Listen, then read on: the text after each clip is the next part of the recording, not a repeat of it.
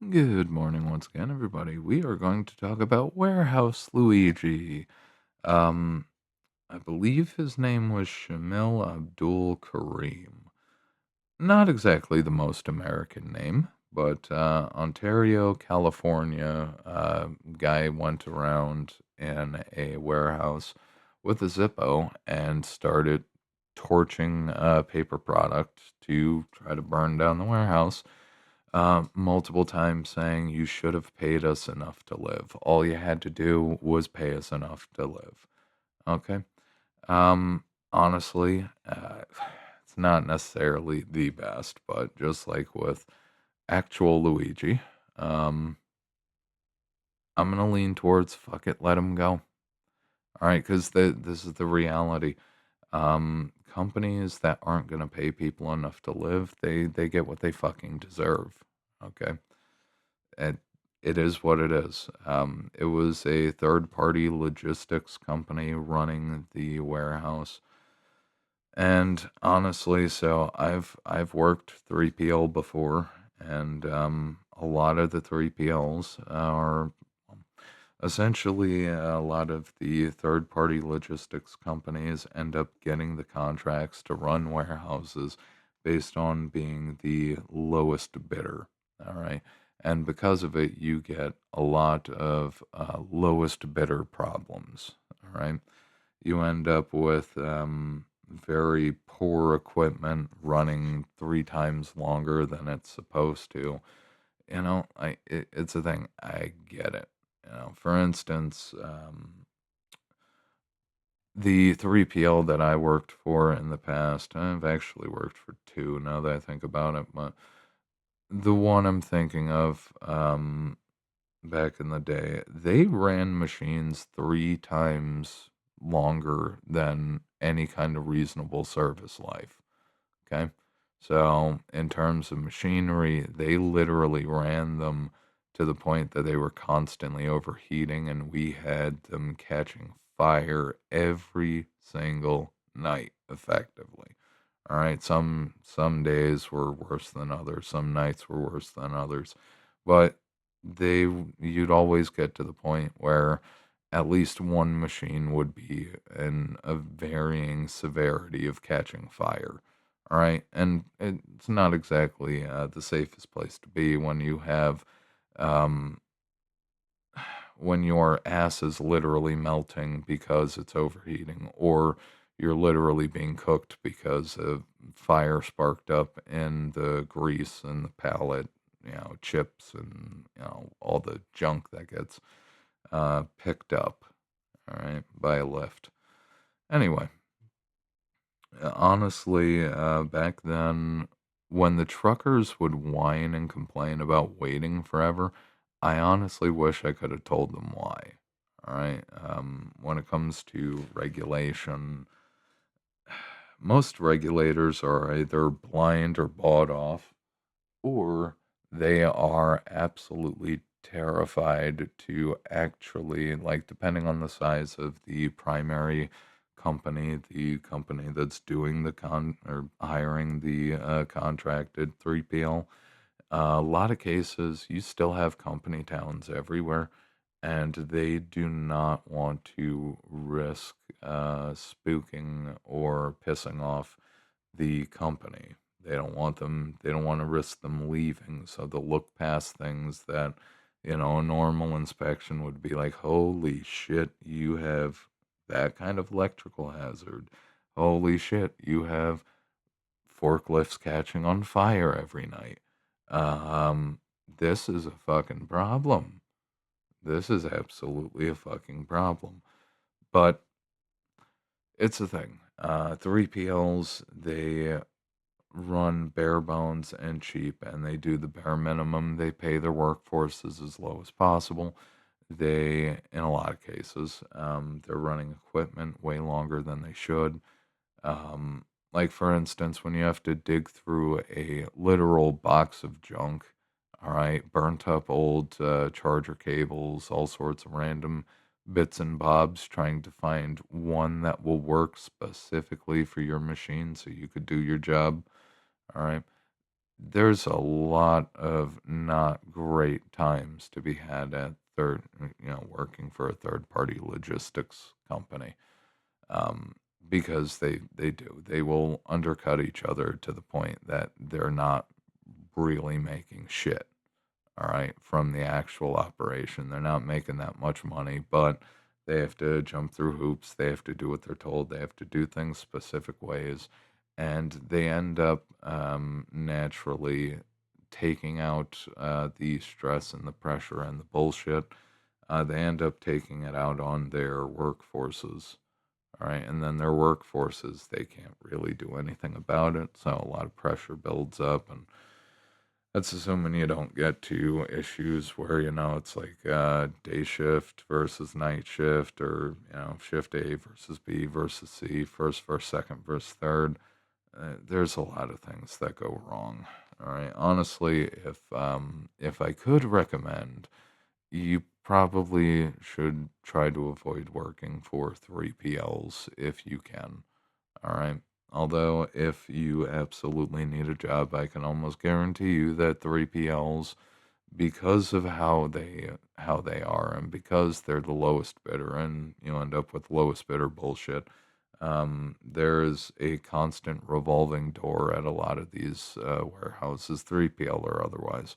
There's a constant revolving door of people coming in and going out, and it is what it is. If you need a job in a pinch, you can normally find one working for the warehouses, but it is definitely not for everybody. The work itself might be relatively decent, but it's all of the bullshit that comes with working there, working for whatever company, whatever place. Anyway, back to the point. I'd be inclined to say fuck it and let this new Luigi go, just for the same thing, for the same things. If companies are going to spend more time trying to undercut each other in order to win the bid, by essentially forcing their workforce to accept poverty wages for however long the term of the contract is, you can't keep doing this. You can't keep doing this. If people need to be able to make enough money to live, and this is just the fucking beginning. This is just the beginning. All right. Now, a lot of businesses out there, especially the larger ones, aren't necessarily going to be fans of the words that are coming out of my mouth for quite a while, but you can ignore reality. You cannot ignore the costs and consequences of ignoring reality. All right. I believe that was from Ayn Rand herself, and honestly, that is a bulletproof quote. All right. You can ignore reality, but you can't ignore the consequences of ignoring reality. It always pops back up. You are not, and honestly, the thing is, it is cheaper overall. It is cheaper to just pay your people decently than to deal with all of the problems that come from not paying your people decently. If you pay your people decently, they're much less likely to have issues cropping up in life that they can't just pay to make go away. Right? If you pay your people decently, for the most part, any issues that come up, they can just pay somebody else to deal with it, and it takes a lot of pressure off of them. If you don't pay your workers enough, then they have to deal with all of the bullshit at work as well as all of the bullshit at home and in life. And what ends up happening is they end up becoming more stressed, and they do both half as effectively, or even less, or even less. It depends on the circumstances. All right. If a dude is going through divorce, for instance, he is most likely going to be dealing with a lot of pressure and a lot of bullshit. And he's probably going to become probably a quarter as effective as he normally would be, because he's constantly got all of the bullshit and drama from that weighing on his mind, and he can't just, zombie out and focus on work. All right. You have to treat your people decently. You have to pay them well. You can't just be toxic and low paying, and you can't just be a complete tosspot and expect good things to happen. All right. And honestly, you know what? It's the thing because it's going to end up falling on the insurance companies to deal with this. All right. Which is unfortunate because honestly, a lot of things and more things are falling on insurance companies to essentially act as the market balancer here. Companies that are paying low wages, insurance companies are just going to have to jack up the rates to insure. All right, that's the way it's going to happen. It's going to be the one excuse that's going to create the modus operandi. It's going to be the adjutant that forces companies to be like, oh, so we can't just pay people peanuts and offer them terrible benefits, if any at all. We can't just keep doing that because you're afraid that they're going to keep burning down buildings. Yes, yes, indeed, they're going to. So you either pay them or you pay the insurance company. All right, because they're going to have to pay to rebuild all of these buildings and deal with all of the fallout from every incident like this that comes up because they're going to keep coming up. All right. A lot of people have reached their breaking point. There's no splitting hairs about it. The truth is the truth. Companies might absolutely hate me and fucking despise me for saying it. All right. But you can't keep getting away with treating people as poorly as you have been without the risk of lead flying over your heads and without the risk of your manufacturing or storage facilities spontaneously catching fire, all right, or dealing with some other issue, pipes magically breaking because a blade of a forklift sliced the pipe, all right, for like the fire suppression system, all right, could be anything, could be literally anything, okay? You have to treat your people decently. You can do it now, or you can do it after the insurance companies have to spike up the rates to insure you because you've done such a poor job dealing with people, running any kind of operation. You've done such a poor job paying people, treating people well, showing people even the most minimum levels of fucking respect and treating them with fucking decency and letting them have some fucking dignity. All right. If you've done such a poor job that they're just going to start lighting facilities on fire, yeah, it's going to be the insurance companies that are just going to punish you with extortionary rate increases until you start actually focusing on treating your workforces decently. Okay. That's the way it's gonna have to go. It's the way it's gonna have to go. But what about the automation? Honestly, automation is tied into this too. If you're gonna automate everybody, and if we're not gonna have a universal basic income for all the people who are automated or otherwise can't work, um, if we don't have some kind of a balancing factor, yeah, you can be a certain company that has a smiley logo. You can automate, not necessarily a smiley logo, but you can take a guess. The company I'm imagining. Lex Luthor essentially was in charge of it. Wink and a nod. Anyway, you can absolutely automate your workforces, but your robots aren't going to be able to put out all the fires if people decide to, you know, say fuck it. I've got nothing else to live for. Might as well destroy the facility. All right. Like you're going to run into more and more of these problems. You can automate your workforce. The workforce that you automate, it might just end up busting out the marshmallows and singing Kumbaya as your little robot drones. All right. And your multi axis machine arms are melting in the flames of revenge. Okay. If you treat people like shit, you get what you fucking deserve. All right. I don't know how many times I'm going to have to say it. I don't know how long it's going to be until companies and corporations, corporate leaders get their fucking heads out of their goddamn stupid, self righteous, cunty fucking asses. I don't know how long it's going to take. All right. But Judgment Day is coming. All right, it is coming, and it is not going to go the way that they necessarily might expect it to go. All right, people have had enough. They are crashing out. They are getting closer to having their day. Okay, and you would not want to be a billionaire. All right, you would not want to be a billionaire. You wouldn't want to be in charge of any of these companies or organizations when Judgment Day comes up, because I can assure you, your robots are not going to save you, and you can have the most expensive, the most expensive personal security details on the planet. All right. You also have to think about the national militaries jumping in on this. If let's say a certain Borg character decided to start mowing down protesters who decided to go the next level up, the next step up on the escalation ladder, you can have his private security detail wipe out those people.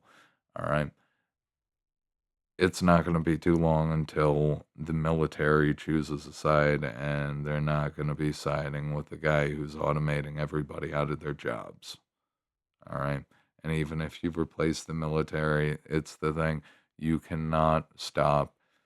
Fundamentally, even though the human wave offensive is not the most effective in terms of preservation of life, when people have nothing left to lose, the human wave offensive is unstoppable in achieving whatever end goal it is after.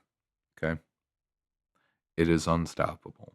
Because if you have billions of people all over the planet throwing themselves over the gates, when you have mountains of bodies and people climbing over their fallen comrades to get at their billionaire overlord oligarchs who may have all of the ammunition in the world, if you can't succeed by storming the palace, you can succeed by putting so many bodies over it that it smothers anybody who is trying to survive inside.